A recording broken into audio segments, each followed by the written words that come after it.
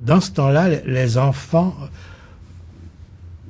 n'avaient pas beaucoup de droits en Haïti. Les enfants n'avaient pas beaucoup l'occasion d'exprimer leurs revendications. Et quand il y avait des problèmes, la place n'était pas à la négociation entre les jeunes, la médiation des parents, etc. Mais ce sont les parents qui réglaient le problème d'autorité. Bon.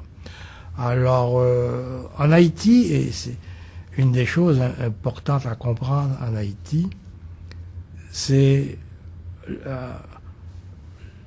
le fait que la famille est très hiérarchisée. Bon. Et le père, même s'il n'est pas là, détient l'autorité. Bon. Et au-dessus de lui, il y a évidemment d'autres autorités et il y a toujours une hiérarchisation.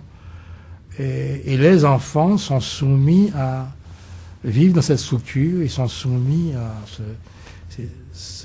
cette autorité. Et quand le père dit quelque chose, quand la mère, qui est parfois son délégué, dit quelque chose, eh bien, il n'y a pas de droit de réplique de la part des enfants. Bon. Alors, ce qui fait que les conflits, c'est ma mère qui souvent les réglait et était sûre ensuite d'avoir l'approbation du père quand elle lui en parlait. Bon. Et les enfants acceptaient. Il faut dire que les enfants dans ce temps-là étaient moins revendicateurs, mais ce n'est pas dans la coutume, dans la tradition haïtienne, et de voir des enfants, par exemple, s'opposer aux parents. Ici, c'est autre chose, la diaspora. Mais en Haïti, les enfants se soumettent plus volontiers à l'autorité des parents. Bon. Ce qui fait que les conflits sont peut-être cachés, sont latents, mais pour quelqu'un de l'extérieur, ça paraît moins. Bon. Et la famille reste fonctionnelle. Et généralement, le conflit est réparti, on se le partage entre les membres de la famille, on en parle, et chacun y va de ses conseils, etc. Mais le plus souvent, le conseil, c'était toujours dans un sens, c'était de laisser passer, de prendre son trou et de ne pas s'opposer directement, etc. Parce que, en fait, là, il y avait toujours aussi suspendu la menace d'un recours à la punition corporelle. Bon. Et dans les familles haïtiennes, on s'en sert souvent comme menace. Bon.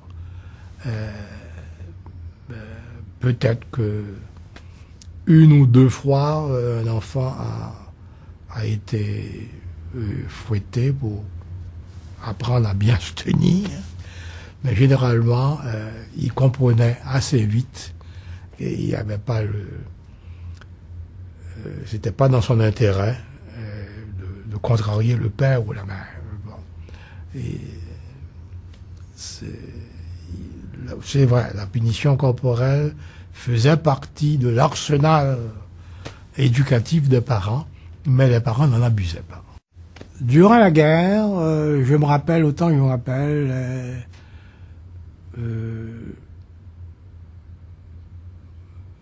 j'habitais un quartier qu'on appelle la Lue, bon, à Port-au-Prince, et j'allais à l'école, au lycée Alexandre Pétion. Je pense que dans ce temps-là, je terminais ma 4e collégiale. Ce que j'ai compris, c'est que les Haïtiens, dans ce temps-là, étaient très ambivalents à l'égard des Allemands. On ne parlait pas de nazis dans ce temps-là. Le terme n'était pas connu, etc. On ne savait pas ce qui se passait avec les Juifs non plus, dans les camps de concentration. Mais ce qui frappait les Haïtiens, c'était surtout la culture allemande.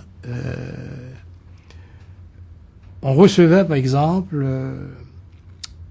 les équipages des bateaux de la marine allemande, et ils donnaient des concerts au Champ de Mars, au kiosque Occidenti.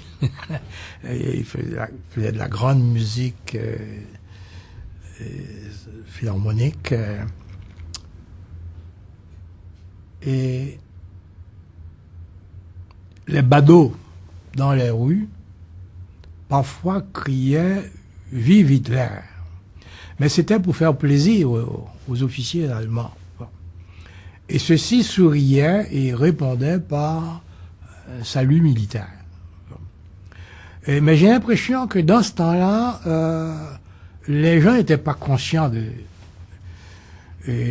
la portée de leurs gestes et de leurs paroles. Ils ne savaient pas trop là exactement qu'est-ce qui se passait. Même les familles étaient divisées à ce sujet. Je me rappelle, par exemple, ma sœur avait obtenu une bourse pour Aix-la-Chapelle, et le bateau qu'elle devait prendre pour aller en France a été coulé par les sous-marins allemands. Et là, ça commençait à nous montrer la guerre sous un autre visage.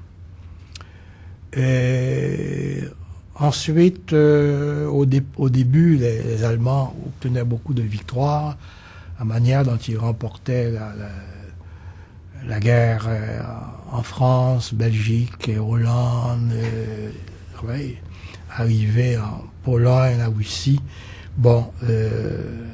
Alors il y a de mes frères qui étaient un peu fascinés par cette manière appelée Blitzkrieg, c'est-à-dire la guerre éclair, qui surprend l'ennemi, etc.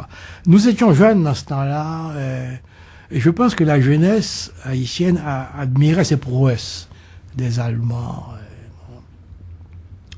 Et il faut que je dise que, dans ma propre famille, même si mon père a été élevé par une Allemande,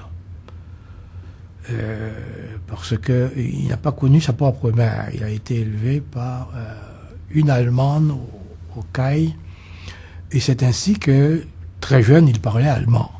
Et ça a toujours étonné les gens pour se demander pourquoi mon père parlait allemand et plus tard anglais et espagnol.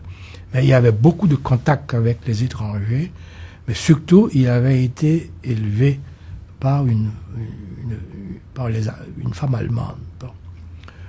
Alors, ce qui fait que peut-être ça a rendu, ça a entretenu peut-être une certaine ambivalence à l'égard de ce qui se passait en Allemagne, entre l'Allemagne et les Alliés et tout.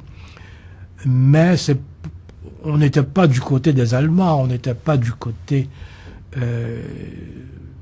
des nazis, mais il y avait ça discutait fort dans les familles pour savoir qui allait gagner, qui avait raison, etc. Mais encore une fois, on ne savait rien du fond de la question, des vrais enjeux. Et quand finalement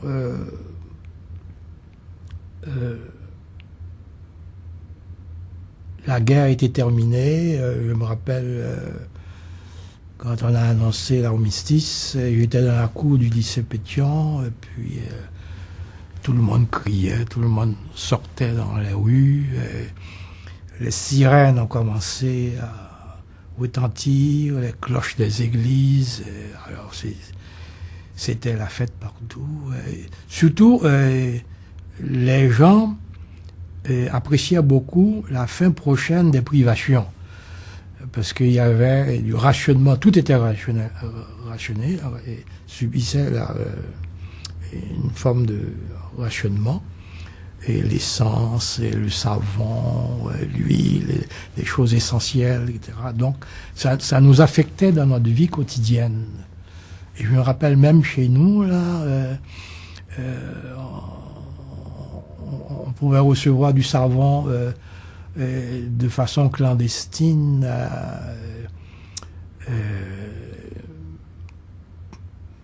grâce à certains contacts qu'on avait avec, dans le gouvernement. On pouvait survivre un petit peu, bon, malgré ces privations. Et mon père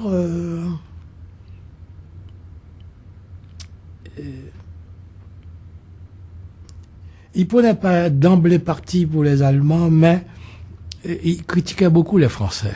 Voilà. Il trouvait que la manière dont les Français vivaient durant la guerre, la façon qu'ils continuaient à chanter, à fêter, ça faisait pas très héroïque, pas très vaillant, et que c'était pas étonnant que les Allemands aient remporté la victoire si facilement, parce que les Français n'étaient pas prêts à rentrer dans ce jeu-là, etc. Évidemment, quand De Gaulle a...